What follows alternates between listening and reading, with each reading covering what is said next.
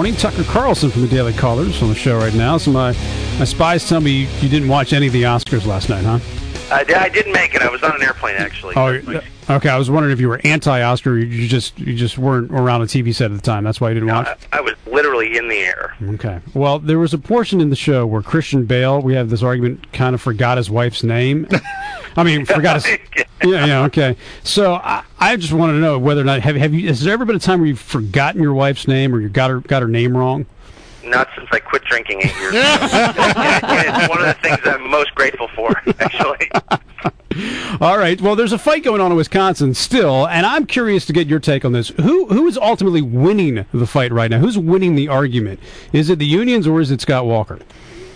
Well, I don't know if it's Scott Walker. It's certainly not the unions, however. I mean, look, in the end, you can't escape the fact, which is, in Wisconsin, as in the overwhelming majority of the states, state workers make more, get much more generous benefits, and have the kind of job security no private worker could ever even imagine. And the idea that they would claim these things as absolute rights and be outraged that those of us who are paying for it would even question the arrangement, I mean, in the end, that's not popular with the public. The public is not for that, and every poll shows it. So the unions are, I think, sort of facing the end of their public support. I mean, Tucker, I don't know if you look at the polls on this; it's bad for them. What do you think about people's support for collective bargaining, though? I wonder if, say, Walker or other governors had just been able to just keep the focus on, these folks need to take a haircut just like everybody else, and these benefits have gotten ridiculous. But when it gets into the issue of collective bargaining, I think you might see a little more support for that. Well, I agree with that. And, of course, it all depends upon how you frame it. It gets confusing. Right. I mean, I think Walker would have done himself a big favor to focus not on collective bargaining, but exactly as you said, on the terms of the contract, which are benefit-heavy. I mean, how many people do you know who have a defined benefit pension in the private sector? Like nobody. Who's got 100% paid for health care, or is paying 2% for health care? Nobody. If he had said that, if he was as articulate as Chris Christie in New Jersey is, I think it would have been a lot easier. Yeah, well, Christie was good yesterday on Face the Nation when he said, listen, when we go to the bargaining table, I'm going to be a governor who is supporting or standing up for the taxpayers, not just giving sweetheart deals like my predecessor did, John Corzine, where I'm going to say automatically you're going to get a 7% raise. We're negotiating, and I'm on the side of the taxpayers, not on the side of the unions, which makes a lot of sense. And, Christie's able to articulate that. And, yeah, I agree with you. I'm not sure if Walker has done that, at least on a national level.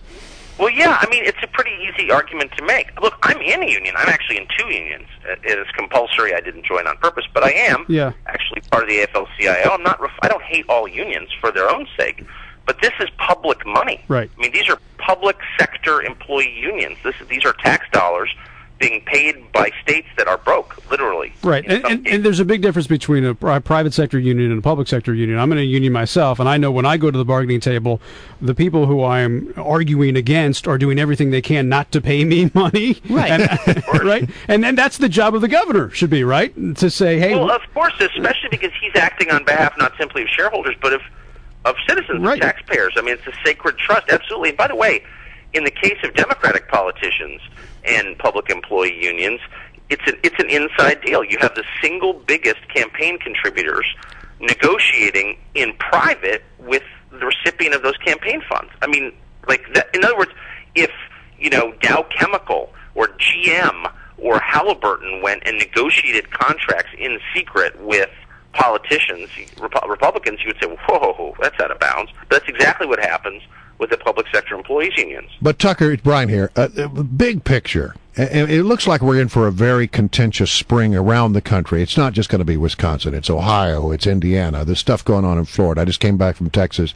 I can see this building there, even though it hasn't quite gotten to the point where people are paying attention. And ultimately, it's going to come down to whether or not people are really ready to give up their services. I mean, you talk to a lot of Americans, and you'll get it from them. I'm ready to see government be smaller. Until they say, well, then that means you're not going to have X, Y, and Z. And they go, well, that's right. I don't know. I mean, are we truly ready for the pain that comes with smaller government? Well, I don't think we're even close. I don't either. Everybody wants to balance the budget by eliminating waste, fraud, and abuse, as if those have constituencies. You eliminate all waste, fraud, and abuse, and you don't even notice the savings. One person's waste is another person's important program. Well, that's exactly right. There are semantic questions, but the truth is the debt and the deficit are driven by entitlements. Medicare, Medicaid, Yes. Social Security are the three largest federal expenditures, and those are really popular programs. Try to cut them. Good luck.